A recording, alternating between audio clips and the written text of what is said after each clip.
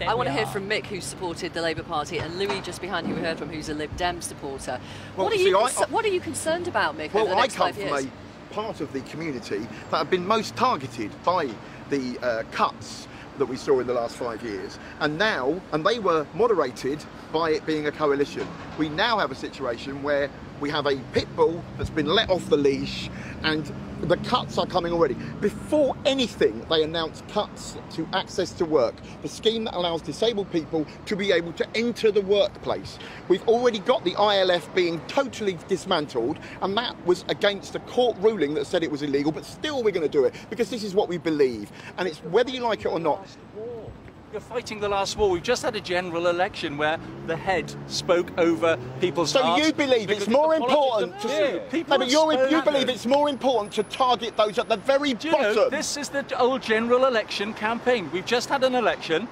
So David Cameron has won. People, for people to be homeless. Don't speak over each other. Don't speak over each other. People have decided is that they want the deficit that was increased massively under the last Labour government cut. They want it obliterated. They want proper economic sense at the heart of government, and that's what we're going to get. And you have no idea what the people of this country are going to do. They are going to react badly to this. There will be many more marches, and these marches will not be calm little things, because we cannot have a situation where you have the poorest people targeted to benefit the wealthiest, and it's what's happening. Mr. If Evans, you just said yes and we want to change, fine. Do you accept that certainly people with disabilities and others are worried about the £12 billion I can understand why they're worried, because of the campaign that was fought by the Labour Party, whereby they scared everybody. They're That worried. the NHS only had 48 hours left. They're worried about the scale of it when we've already seen cuts to welfare. And I fully appreciate why people are concerned, but at the same time, the vast majority of people in this country were massively concerned at the way that the last Labour government spent without any thought to where the money was coming from. They maxed out on the credit card. What would you say to somebody like Mick, who uses a wheelchair and is anxious?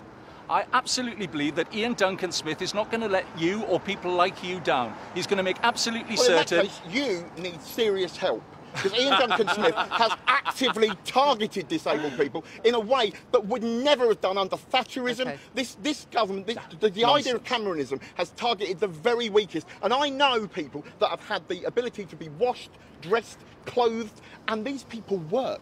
Don't forget. And they've had the ability to have that taken away. There's a lot of disabled people who have actually been brought into work thanks to Ian Duncan Smith and Esther McVeigh. Thanks to their hard work, people who with disabilities are working for the first time. Okay. And I think that's absolutely superb.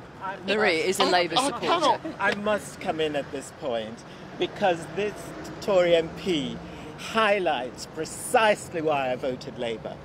The divisive policies of the last government, and particularly Ian Duncan Smith and his targeting of the weakest people, and the deafness of the Tory MPs to the damage that we've just been hearing again.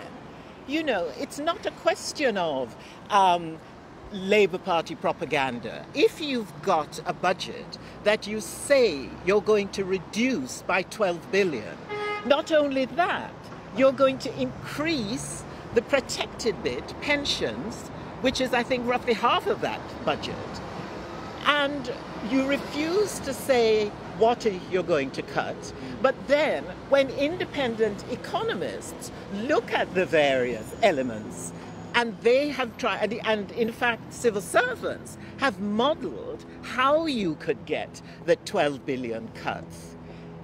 It's terrifying for the people that are already... During the general election campaign... Don't talk to me, Nigel Evans. Talk to Marie. She made a very thoughtful point. During the general election campaign, I actually spoke to a lady who lived in one of these fixed caravans, and another gentleman, both of them in separate places, who said to me they'd voted Labour all their lives, and indeed their families had voted Labour, but this time they were voting Conservative. And they were voting Conservative because they could see the improvements that have been happening to the economy. Hang on. Don't all speak at the same time.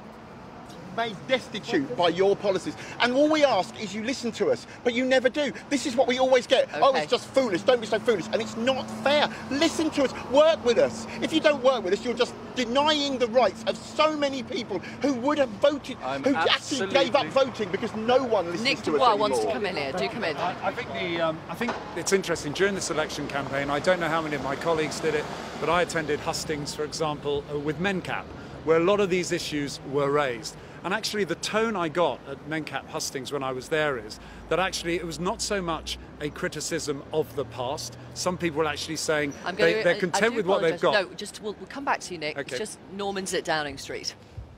Let's continue our conversation here. We've just had a heated and anxious conversation between Mick, who supports the Labour Party, and Nigel Evans, who's a Conservative MP for Ribble Valley, who's on the important 1922 committee that David Cameron will be addressing at 11 o'clock, particularly about the welfare cuts. And Nick Dubois, yes, I was who making lost the on point Thursday, wanted to come at in. MenCap hustings during the election, it became very evident that there was, if you like, less concern about what had gone before, but a genuine anxiety about what may be able to come. And the party needs to reassure, the party needs to look round the edges, because welfare reform should be much more about getting those who can back into work and making sure the vulnerable are protected. That's the true spirit of welfare reform. Okay. And I think the sooner the party are able to outline that, the better.